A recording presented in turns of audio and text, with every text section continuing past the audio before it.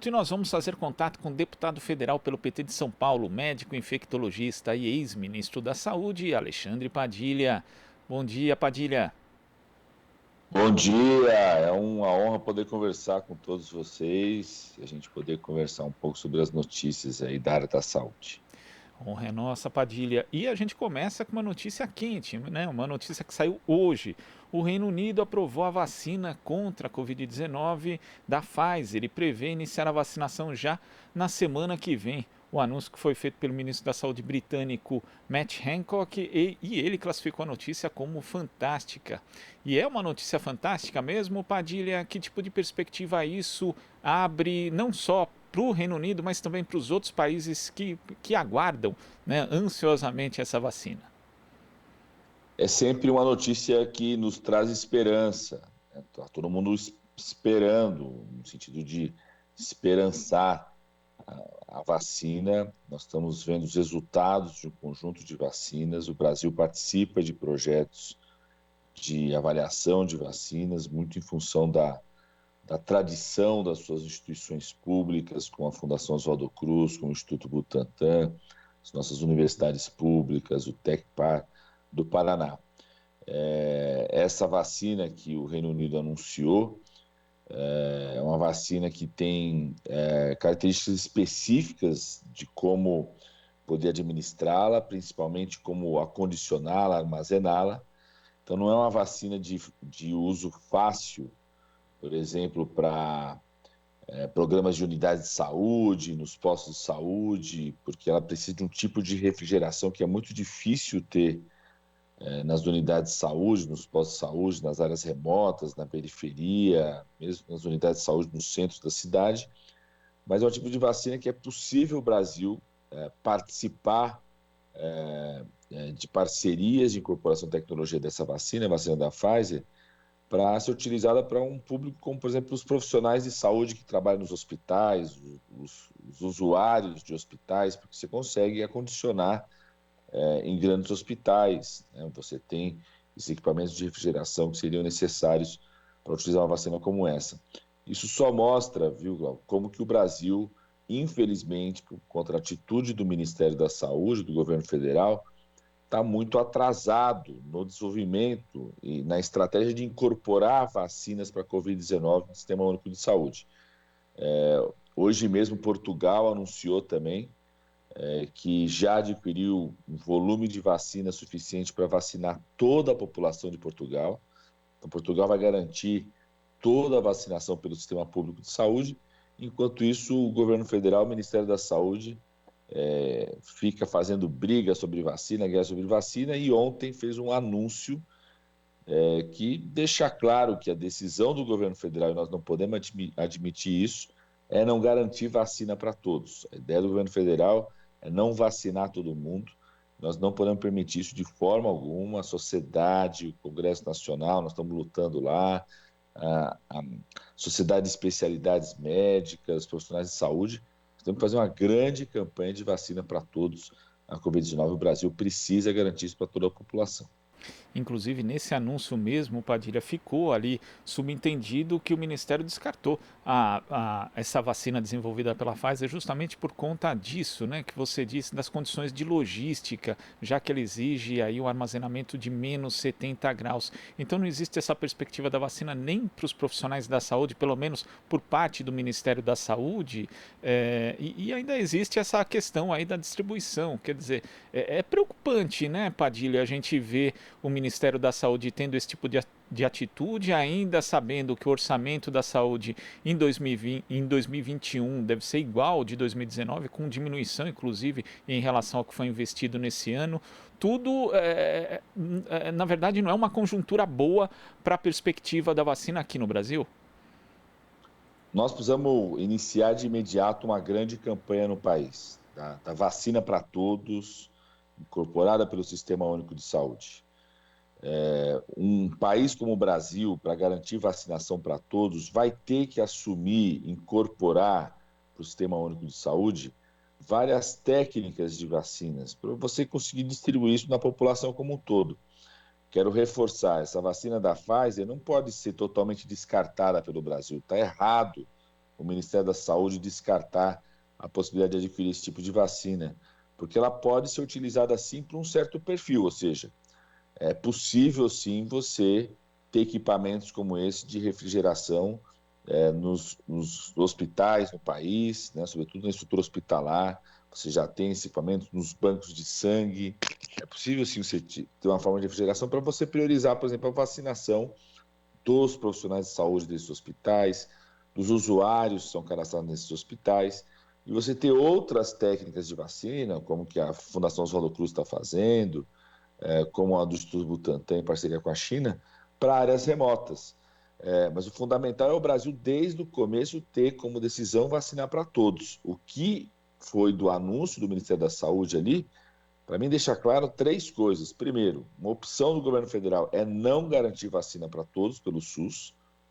Ele já parte do princípio de garantir vacina só para uma parte da população. Segundo, o anúncio que o governo federal fez ontem, a gente não sabe nem quando começa, nem quando termina a vacinação dessa parte da população. Então, do jeito que está ali, pode ser durante o ano inteiro de 2021, até chegar a 2022, ou seja, um absurdo isso. A gente precisa fazer com que o Brasil, 2010, Galco, na pandemia da H1N1, da gripe suína, o Brasil foi o país que mais vacinou pelo Sistema Nacional Público de Saúde. Foram mais de 100 milhões de pessoas vacinadas e naquela época a vacina tinha uma indicação muito clara de redução de casos graves e internação. Ela tinha pouco efeito sobre reduzir a transmissão. Se as vacinas que estão sendo avaliadas nesse momento da Covid-19 trazem informações que podem reduzir a transmissão de uma pessoa para outra, é mais um motivo para a gente vacinar toda a população. Toda a população que tiver indicação de receber uma vacina como essa tem que ser vacinada pelo Sistema Único de Saúde. Então, o governo federal parte do princípio de não vacinar todo mundo, não está claro quando começa e quando termina no plano que apresentou, e a priori está descartando algumas vacinas, como essa da Pfizer, está errado descartar, você poderia utilizá-la para uma estratégia para um público onde é possível você ter esse tipo de refrigeração.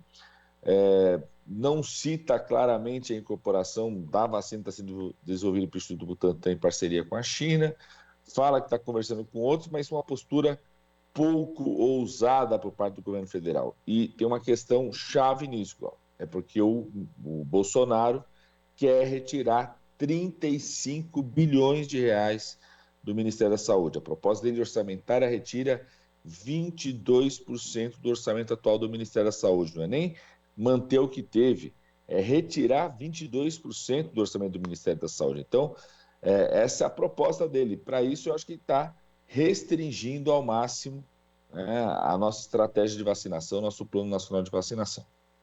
E o pior, né, Padilha, quando a gente vê alguns dados, o Brasil é um país desigual por excelência, né? Infelizmente uma desigualdade histórica. Isso vem se refletindo na pandemia da Covid-19, onde os mais pobres são mais atingidos, inclusive não têm a possibilidade muitas vezes de fazer o distanciamento social devido. E ontem, dados da PNAD e Covid mostraram aqui em relação à testagem que os 10% mais ricos no Brasil, eles têm um índice de 24,6% de teste da Covid ali, né? Ou seja, um quarto desse segmento da população fez ali já teste para a Covid-19, enquanto no 10% mais pobres, a gente vê que esse índice chega a 6,1%, ou seja, 4 vezes menos. A gente não pode repetir essa lógica também na distribuição das vacinas, é preciso corrigir isso também, né? O Brasil não tem ainda uma estratégia de testagem, Padilha.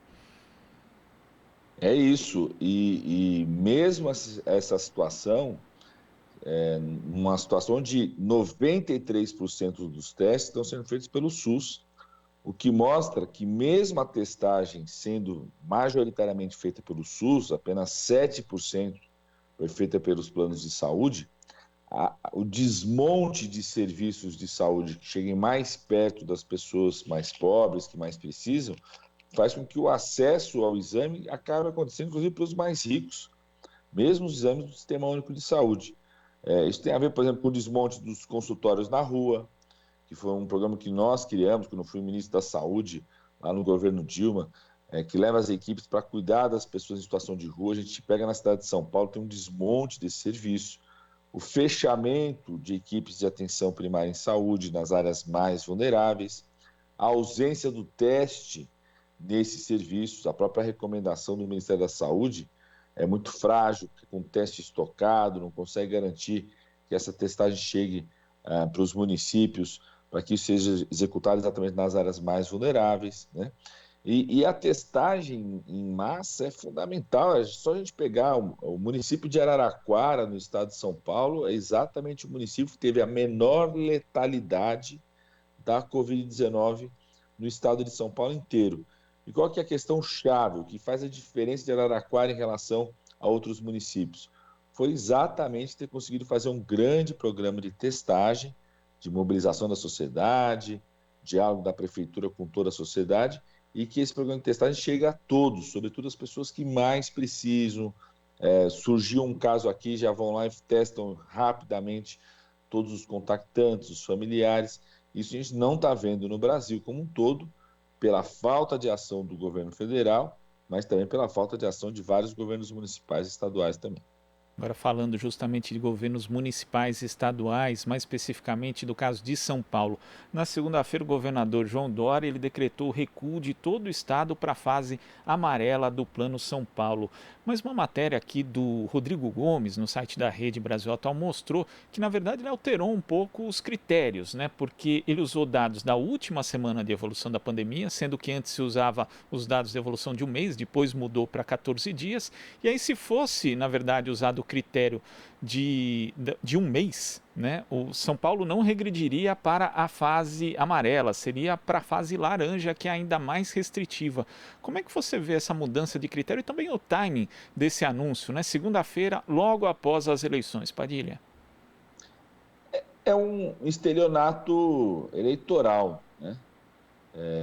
Passou a eleição, o mesmo agente público que há uma semana atrás falava tem estabilidade nos casos da Covid-19, não está crescendo, esse crescimento é fake news.